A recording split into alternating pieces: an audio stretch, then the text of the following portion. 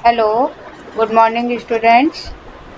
आज देखो अपना जंतु ऊतक या एनिमल टिश्यूज़ के टाइप्स वगैरह कंप्लीट हो गए थे। अब अपने यहाँ पे 3 एग्जाम्पल आपके दिए हुए एनिमल्स में, एक तो आपका अर्थवर्म है, एक कॉकरोच है और एक यहाँ पे फ्रॉग है। तो इन तीनों की अपने को डिटेल करनी है। तो आज मैं आपको स्टार्ट करा रही हूँ अर्थवर्म का, केंचुए का। और सबसे पहले तो अपने को इसका साइंटिफिक नेम देखना है। तो ये है पेरिटिमा पोस्थुमा, इसका साइंटिफिक नेम है। और ये अपना क्या है, अगर अपन वैसे देखें तो एनिलीड है। और यहाँ पे सबसे पहले और अपन इसके जो भी स्ट्रक्चर है, एक्सटर्नल स्ट्रक्चर या बाह्य संरचना देखते हैं। तो अब जब आप इसको करेंगे, आपके तो बुक में क्या पैराग्राफ में दिया हुआ है, लेकिन आप इसके कुछ पॉइंट्स बनाएंगे। सबसे पहले तो जितनी भी एक्सटर्नल स्ट्रक्चर है, सबसे पहली बात तो क्या है कि ये बाइलैट्रिकल इसमें सिमेट्री होती है, यानी द्विपार्श्व सममित होता है। और अगर आप इसे देख भी रहे हो यहाँ डायग्राम में, तो लंबा पतला आपको बेलनाकार इस तरीके से दिखाई देता। और इसके अगर अपन वो देखें एंडिंग, तो वो दोनों ही आगे भी और पीछे भी, यानी स्टार्टिंग में और एंडिंग में दोनों कैसे हैं, बिल्कुल पॉइंटेड हैं। फिर उसके बाद में अगर अपन इसमें कलर देखें, तो ये कलर कैसा आता है, ब्राउन कलर का, या आप इसको कॉपर कलर भी कह सकते हो। और ये मिट्टी में अधिकतर सबका ही देखा हुआ होगा, तो उस तरह से दिखाई देता है। अब यहाँ पे देखो, सबसे इम्पोर्टेंट चीज़ ये करना है आपको, आपके बुक में नहीं दी हुई है पर वैसे मैं आपको बता रही हूँ कि इसका जो कलर है, ये कलर पोरफायरिन, इसमें एक पिगमेंट होता है, वर्णक होता है, जिसके कारण होता है ये। तो ये आपको एक बहुत इम्पोर्टेंट क्वेश्चन के रूप में यहाँ पे देखना है।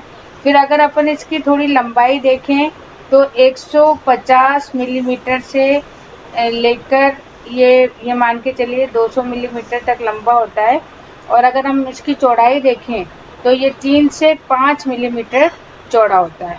और पूरे शरीर पर आपको बहुत सारे खंड दिखाई देते हैं, और ये खंड लगभग 100 से 120 खंड तक इसमें होते हैं स्टार्टिंग में। अब ये देखो, इसका मैं आपको बता दूं कि यहाँ पर आपको जितनी भी संरचनाएं, जो भी स्ट्रक्चर आप करोगे, वो सब आपको सेगमेंट के नंबर के हिसाब से यहाँ पे करना है। तो सबसे पहले जैसे मान लीजिए कि अपन पहला सेगमेंट लेते हैं, तो वो सेगमेंट इसका किसका है, माउथ का। और ये बिल्कुल आपको आगे दिखाई देगा। और इस माउथ के ऊपर एक कॉलर टाइप या मांसल आउट ग्रोथ दिखाई देती है, जिसे क्या बोलते हैं, प्रोस्टोमियम या परिटुंड। ठीक है, तो प्रीस्टोमियम। और इस तरीके से आपको ये स्ट्रक्चर, एक तरह से ये मान के चलो कि ये एक होंठ की तरह होता है, जो मुख छिद्र होती है उसको क्या कराता है, घेरे रहता है। और फिर अगर अपन इसका लास्ट देखें, तो वो उसका एनस या गुदा होता है, जिससे कि ये एक्सक्रीशन या एक्सक्रीटरी प्रोडक्ट को बाहर निकालता है। तो ये इस तरीके से यहाँ पे स्ट्रक्चर है। फिर उसके बाद में देखो, पहले अभी वापस मैं आपको बता रही हूँ कि यहाँ पे सारी चीज़ें आपको बिल्कुल नंबर वाइज, और जो भी आप डायग्राम भी बनाओगे, तो वो सारा डायग्राम भी आपको नंबर वाइज ही बनाना है। अब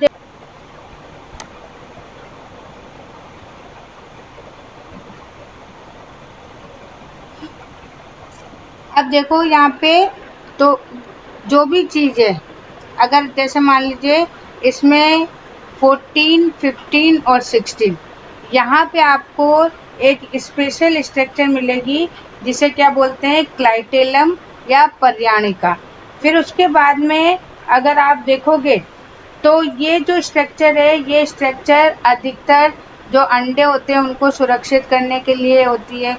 और यहीं पे जो 14 सेगमेंट होता है, यहीं पर ये फीमेल जेनिटल पोर भी होता है, या जिसको आप क्या बोल सकते हो, मादा जनन छिद्र। तो ये आपको यहाँ मिलेगा। फिर उसके बाद में यहाँ पे एक चीज़ और है कि जितनी भी चीज़ें हैं यहाँ पे, जैसे आप इसके बाद में देख रहे हो तो यहाँ पे 18वां जो खंड होता है, 18 जो सेगमेंट है, उसमें आपको मेल जेनिटल पोर मिलेगा। तो जो जितनी भी चीज़ें हैं वो सारी की सारी आपको जो है नंबर के हिसाब से यहाँ पे याद करनी है।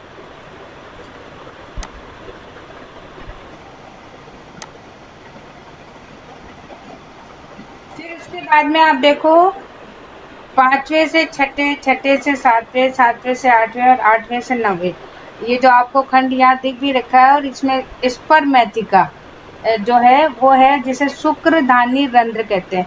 तो ये 5th से लेके 9th सेगमेंट तक 4 जोड़ी और बिल्कुल बैग लाइक स्ट्रक्चर होते हैं। जब अपन रिप्रोडक्टिव सिस्टम पढ़ेंगे तब आपको ये और समझ में आएगा। अभी केवल आपको क्योंकि अपने बाह्य संरचना देख रहे हैं, तो ये आपको जो है छिद्र दिखेंगे, ये पोर दिखेंगे। और पोर भी कितने होंगे? 4 पेयर, 4 जोड़ी आपको यहाँ पे छिद्र दिखाई देंगे। और इसे हम क्या बोलते हैं? शुक्रधानी रंध्र या स्पर्मेथिकल पोर।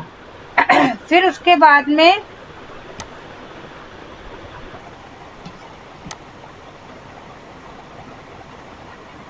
अब देखो, एक मैं आपको डायग्राम इसमें दिखा रही हूँ। ये जो डायग्राम है, ये डायग्राम क्या कहलाते हैं?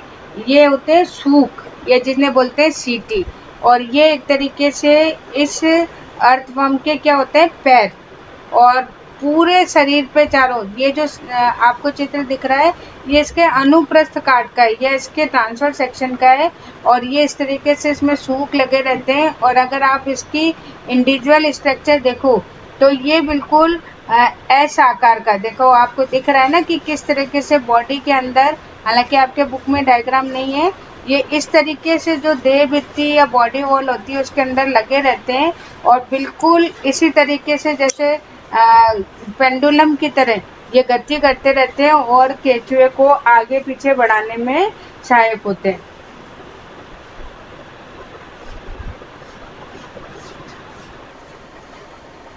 इसके बाद में देखो यहाँ पे 17 और 19, ये 18 में तो क्या होता है?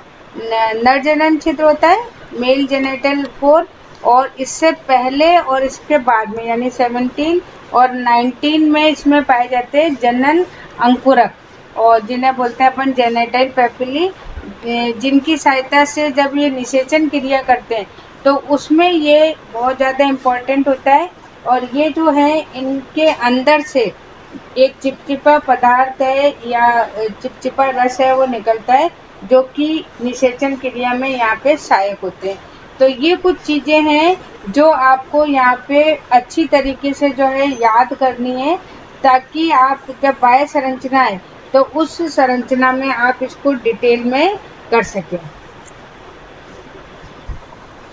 अब देखो, थोड़ा सा मैं इसकी इंटरनल स्ट्रक्चर आपको बता रही हूँ कि इंटरनल स्ट्रक्चर में जैसे ही हम केचुए को जैसे अब तो डिसेक्शन बंद हो गए, लेकिन अगर हम जैसे काटते हैं तो काटते ही हमें इसमें एक ट्यूब दिखाई देती है।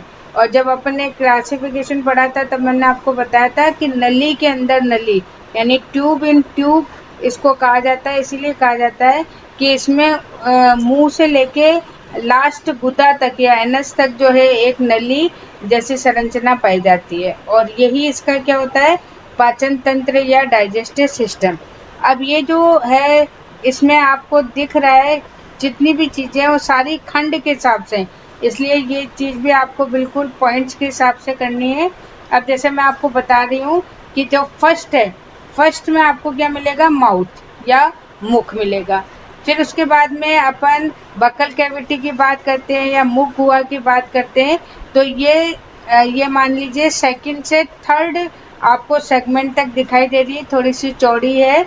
और इस तरीके से यहाँ पे थोड़े फोल्ड भी पाए जाते हैं, क्योंकि जब खाना खाते हैं तो ये इसमें पूरा का पूरा भोजन को भर लेता है। फिर उसके बाद में अगली है फेरिंग्स, या जिसे बोलते हैं ग्रसनी, ये चौथे खंड में है। और ये थोड़ी सी बड़ी सी संरचना आपको दिखाई देती है, क्योंकि ये संयोजी ऊतक की या और पेशी ऊतकों की बनी हुई होती है। इसके अंदर सलाइवरी ग्लैंड्स भी होती है, जैसे हमारे मुंह में होती है, वैसे यहाँ पे भी लार ग्रंथियाँ पाई जाती हैं, जो कि डाइजेशन के लिए विशेष प्रकार के जो है एंजाइम्स यहाँ पर निकालती है। फिर उसके बाद में अगला है ईसोफेगस, या जिसे क्या बोलते हैं ग्रसनी। ये 5वें से लेके 8वें खंड तक है और इसके अंदर जो है भोजन को रखा जाता है और कुछ समय के लिए इसमें पाचन वाचन नहीं होता है, तो ये एक तरीके से सिर्फ खाने को आगे तक पहुंचाती है। उसके बाद में एक स्पेशल नाम है जिसे बोलते हैं पेषणी या गिजार्ड, ये 8वें से 9वें खंड में है। और ये जो स्ट्रक्चर है, ये स्ट्रक्चर बिल्कुल जैसे चक्की होती है, पीसने का काम भी करती है भोजन, क्योंकि आपको पता है कि जो अर्थवर्म है या केचुआ है मिट्टी खाता है, तो उस मिट्टी को पीसने का काम जो होता है वो कौन करता है, गिजार्ड या पेषणी। फिर उसके बाद में है स्टमक। ये स्टमक जो है आपको जैसे अपने में होता है बिल्कुल उसी तरीके से है और 9वें से लेके 14वें खंड तक काफ़ी लंबा है ये रहता है और इसमें बहुत सारे वलन या फोल्ड पाए जाते हैं और कुछ ग्रंथियां भी पाई जाती हैं जिन्हें बोलते हैं कैल्सीफेरस ग्लैंड्स।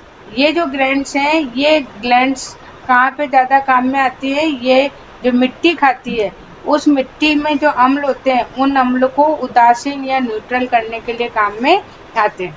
फिर उसके बाद में अगला है आंत्र या इंटेस्टाइन। अब ये थोड़ा यहाँ इम्पोर्टेंट है क्योंकि इसके जो आंत है उस आंत को 3 भागों में बांटा हुआ है। एक तो है प्री टिफ्लोसोलर यानी पूर्व टिफ्लोसोलर, एक है टिफ्लोसोलर और तीसरा है इसका पश्च टिफ्लोसोलर। तो ये जो है आपको इस तरीके से यहाँ दिखाई दे रहा है। पहले अपन लेते हैं प्री टिफ्लोसोलर, तो ये जैसे मान लीजिए कि आमाशय 14 खंड तक है, तो ये 15 से लेके 26 खंड तक यहाँ पे पाया जाता है और इसमें अंदर की तरफ बहुत सारे उंगली जैसे प्रवर्ध होते हैं जिसे विलाई बोलते हैं और ये भोजन का अवशोषण का काम करता है। फिर यहाँ पे देखो एक आपको अतिवृद्धि दिखाई दे रही है जिसे अपन क्या बोल रहे हैं, इंटेस्टाइनल सीकम। बहुत इम्पोर्टेंट है, जैसे अपने तो मनुष्य में तो नहीं लेकिन जानवर में जो है ये सीकम बहुत ज़्यादा पाई जाती है और इसका मेन काम होता है कि क्योंकि ये जो मिट्टी खाती है उसमें बहुत सारी पत्ती वगैरह होती हैं, डेड मटेरियल है, तो उसको पचाने का काम यहाँ पे करती है। फिर उसके बाद में है टिफ्लोसोलर, तो जो है 27वें से लेके अंतिम जो 25 है उनको छोड़ दो। ये मान के चलो अपन यहाँ पे ये मानते हैं कि एक जो केचुआ है उसमें लगभग 100 खंड है, तो 100 खंड में 14 खंड तक तो आमाशय हो गया, 14 से लेके 26 खंड तक पूर्व टिफ्लोसोलर और लास्ट के जो 25 से लेके वो 75 से लेके 100 तक है उसको अपन पश्चिम में मानते हैं। तो बीच में जितने बच गए ये मान के चलिए 50, तो ये अपने किस में आते हैं, टिफ्लोसोलर में। तो ये मानिए 27 से लेके अब अपन करके ही चलते मान लेते हैं इसको, 27 से लेके 75 तक जो खंड है वो खंड कौन से कहलाते हैं, टिफ्लोसोलर।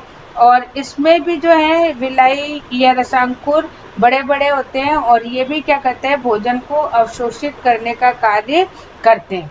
फिर उसके बाद में लास्ट में है, इसमें तीसरा पार्ट है पश्च टिफ्लोसोलर, जो लास्ट के ये मान के चलिए 75 से लेके 100 तक या 99 तक होते हैं, क्योंकि 100वां खंड को अपन क्या बोलेंगे, एनएस।